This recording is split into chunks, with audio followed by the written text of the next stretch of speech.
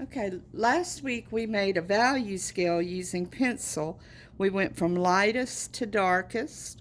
Then we made a gradient scale, also going from lightest to darkest gradually. We turned a circle into a sphere by shading, a cone, a cube, and a cylinder. Remember, where the light hits it, it's called a highlight. The core shadow is the darkest area, and the cast shadow is where the light can't pass through the object. So today we're going to do this, but we're going to do it with paint. All right, the first thing we're going to do is draw our value scale. I'm not real worried about having my lines done perfectly straight. I'm trying to do this quickly so you all can get started. So I'm going to draw my little value scale here. If you have a ruler and you want yours to be nice and straight, you just go right on ahead and do that. I'll be proud of you. Then we're going to divide it up into some squares. 1, 2, 3, 4, 5, 6.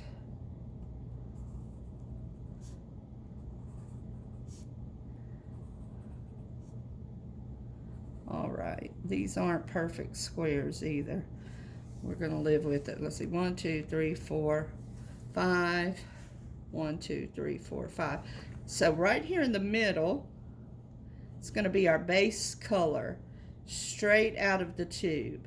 As we go down and we get darker, that's called shading. As we go up and we get lighter, it's called tinting. Again, this is with paint. To tint, you add white.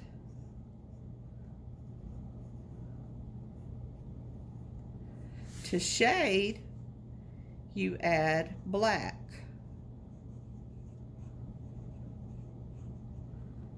So let's get started. Now, when I gave you all some supplies, I gave you these little cups of paint. I chose red as the color I'm going to use. And you're going to need whatever color you're going to use plus white and black. Now, I'd made one a while ago, but my camera didn't record the whole thing, so I'm starting over. What you're going to want to do is use a clean paintbrush, kind of like a spoon, and put you some of your base color in 2 separate little circles on your palette. If you don't have a palette, you could use a paper plate or even a regular plate. This is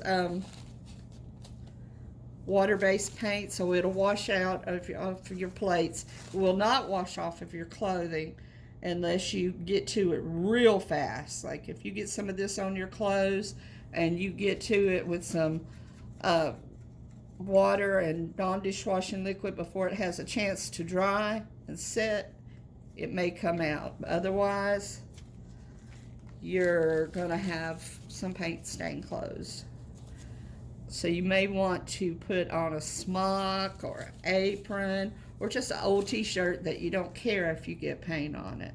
So I put black over here. I'm going to put some white here. Notice I cleaned my brush real good before I stuck it back in this thingy.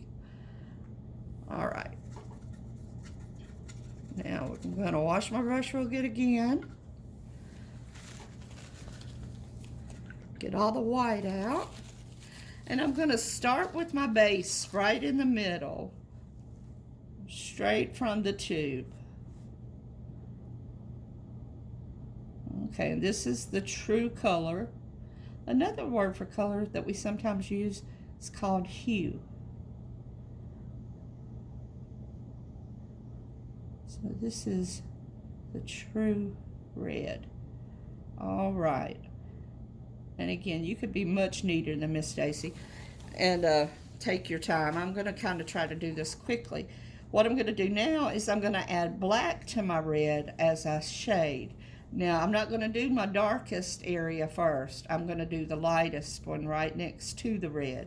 And I hope you can see here, I'm barely going to touch this to my black and just get a little bit of black on it. If I feel like I got too much, I'm going to wipe it off, because once I stick this black in there, I can't take it back out. So I'm not going to add much to it, okay? Just barely touch it, like you're scared of it. You don't want to add. You can always add more if you need to, but you can't take it out. So now I'm going to paint this one right next to it. And let's see if I could tell a difference. Should be just a little bit darker of a red. Remember when we made that value scale with a pencil? It's just the next door neighbor. It's almost the same.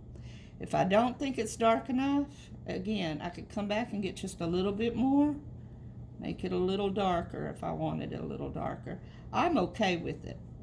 I think it's dark enough. Now I'm ready for the next one. And you can see it got quite a bit darker. Each time you'll notice it gets a little darker. Now I'm not worried about cleaning my brush each time I stick it in this black, because I'm only using the black for this. I'm not going to be using the black for anything else. If I was, I'd clean it each time. Make sure you stir it really well.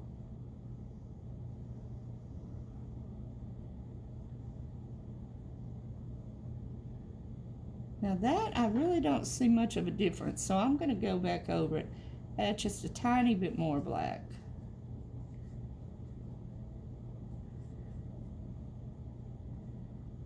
Yeah, now I can see a difference. See what I mean? You could always add more black to it, but you can't take it off.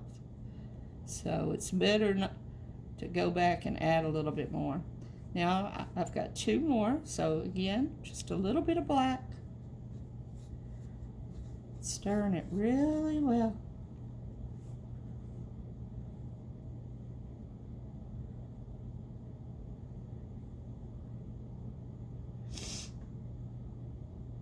And for the last one, it's going to be the final one. It's going to be my darkest one. We could keep on going and going and going until it got 100% black. But this is a good dark, dark, dark red. All right, so again, as we're going down, we're shading. As we're adding black to it, we're shading. Now I'm going to make sure I get all of that off of my paintbrush. I don't want any black left on my paintbrush, because I'm getting ready to add the white, and then just make it kind of a grayish color, and that's not what we're going for. So now we're going to tint. We're going to add white. I'm going to just stick my brush in here and get a little bit of white on it and mix it in with this red. That's why we put red in two separate containers on here.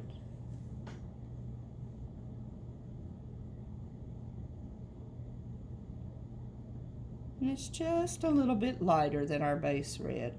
If you don't think it's light enough, again, I'm not worried about this because I'm not going to use it for anything else. You could add a little bit more white if you think that that's too close, and I do. So I added a little bit more white.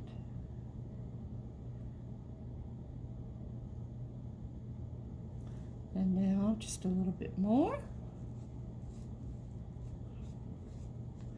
Make sure you get it all off of the edges and everything, and pull it in there.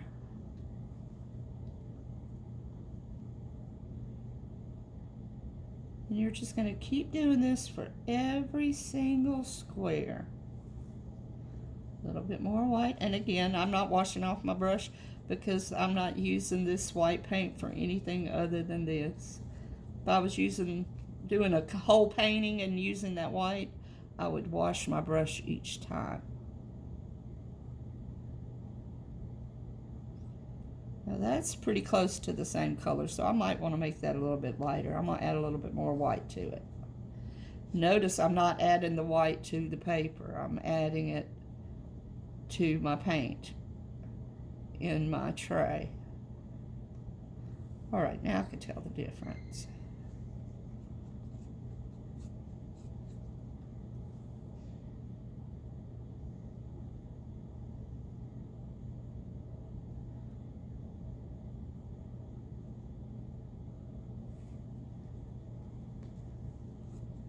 You also may notice I'm adding quite a bit more white than I did black.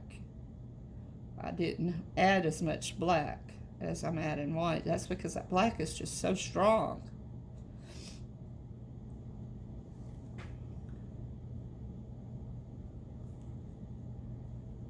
All right, so now we have our value scale going from light all the way to dark.